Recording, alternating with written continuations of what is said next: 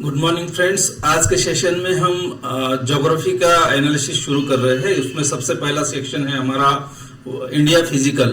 India physical geography में कौन कौन से चैप्टर और कैसे पढ़ने हैं और कितनी बार पढ़ने हैं उसके बारे में मैं आपको चैप्टर के साथ में एक्सप्लेनेशन के साथ में आपको दिखाता हूं। तो चलिए देखते हैं इंडिया फिजिकल पढ़ने के लिए क्या पढ़े। दोस्तों, आप लोगों को समझाने के लिए मैंने यहाँ पे ये एक्सेल शीट बनाई हुई है। इसमें एनसीईआरटी ज्योग्राफी टेक्स्ट बुक के इंडेक्स है 6 to 12 तक के। ये बुक है 6 और उसके ये चैप्टर्स है। उसके बाद नीचे आप देखोगे 7th है स्टैंडर्ड के बुक के चैप्टर्स यहाँ पे है। उसके बाद 8th standard, 9th standard, 10th और 11, 12, यानी कि जो भी स्टैंडर्ड है सभी की जो बुक्स है उनके बारे में मैंने यहाँ पे आपको बता रखा है कि ये बुक है और ये चैप्टर्स है। उसके बाद मैंने आगे एक ये बनाया है कि इंडिया फिजिकल ज्योग्राफी के लिए कौन कौन सी बुक्स पढ़े, चैप्टर्स पढ़े जाए। यहाँ पे जहाँ पे यस लिखा है वो हमें पढ़ना है। इंडिया इकोनॉमी के लिए जहाँ पे यस लिखा है वो पढ़ना है। और वर्ल्ड के लिए भी उस तरह से वर्ल्ड फिजिकल ज्योग्राफी यस वो पढ़ना है, जहां पे कुछ नहीं लिखा वो नहीं पढ़ना है। और वर्ल्ड इकोनॉमिकल ज्योग्राफी के लिए भी और सोशल ज्योग्राफी के लिए। तो इसमें सिंपल सा है कि हमें फिल्टर लगाना है कि इंडिया फिजिकल के लिए हमें कौन कौन सी बुक्स पढ़नी है। ठीक है, मैंने इंडिया फिजिकल चुना और उसको यस जहां पे है उनको सिलेक्ट किया। ये फॉन्ट इसलिए मैंने बड़ा रखा है कि छोटा फॉन्ट होने के बाद में स्क्रीन पे आपको क्लियर दिखेगा नहीं।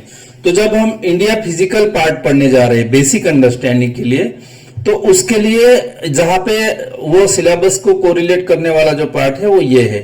6th स्टैंडर्ड जो है इंडिया द अर्थ और हैबिटेट, 2 चैप्टर है, अवर कंट्री इंडिया, और दूसरा India climate vegetation and wild life, ये है 6 का। और 9th स्टैंडर्ड में ये 1, 2, 3, 4, 5 चैप्टर्स है।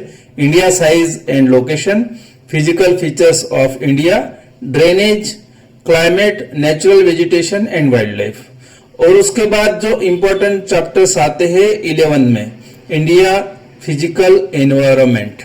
इसमें India location, structure and physiography, drainage system, climate, natural vegetation, और आखिरी आता है एक सॉइल।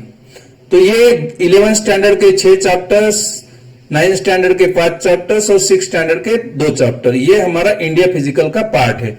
जब आप पढ़ाई करना शुरू कर रहे हो और आपने सिलेबस में इंडिया फिजिकल सिलेक्ट किया है, उसके बाद इंडिया फिजिकल पढ़ने के लिए आपको सिर्फ ये चैप्टर पढ़ने हैं। ठीक है, ये चैप्टर भी बार बार नहीं पढ़ने हैं।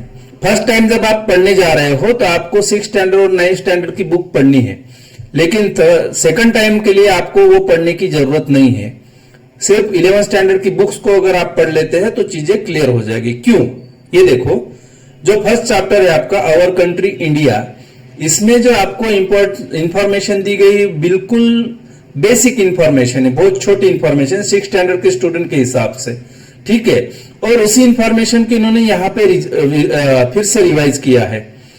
इंडिया 9th स्टैंडर्ड में इंडिया साइज एंड लोकेशन।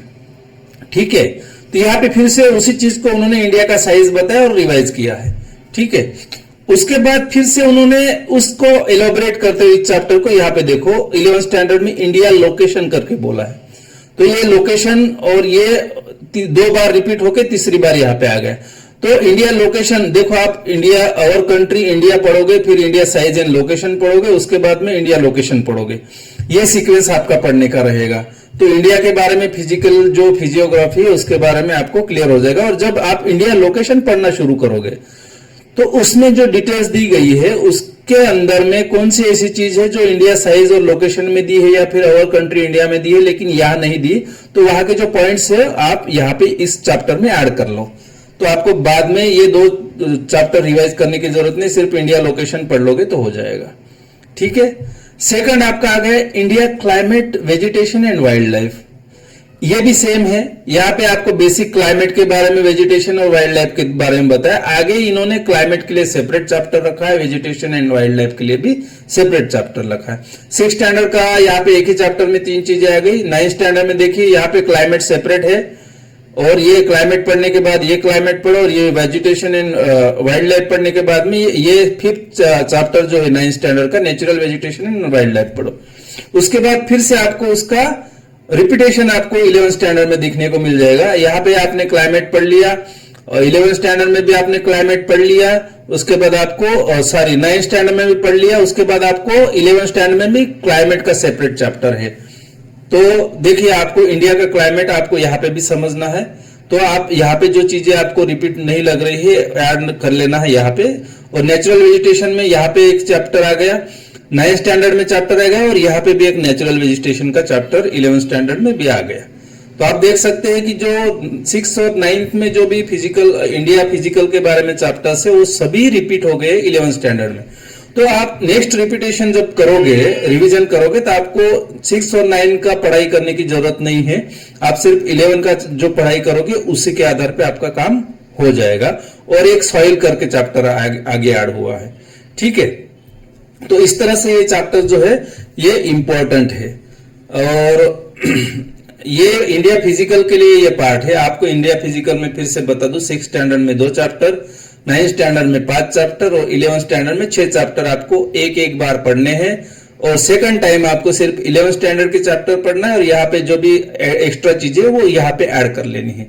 तो इस तरह से हम इंडिया फिजिकल का अच्छे से प्रिपरेशन कर सकते हैं और अच्छे से गुड बेस्ट नोट्स बना सकते हैं।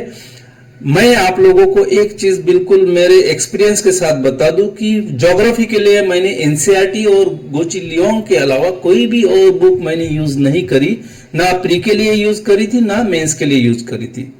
तो ये बहुत ही विस्तृत बुक्स है, और ये पढ़ने के बाद में मुझे लगता है कि आगे आपको कुछ पढ़ने की जरूरत भी नहीं है। इनको अगर आपने अच्छे से एनसीईआरटी को पढ़ लिया तो geography is enough for pre, mains and all.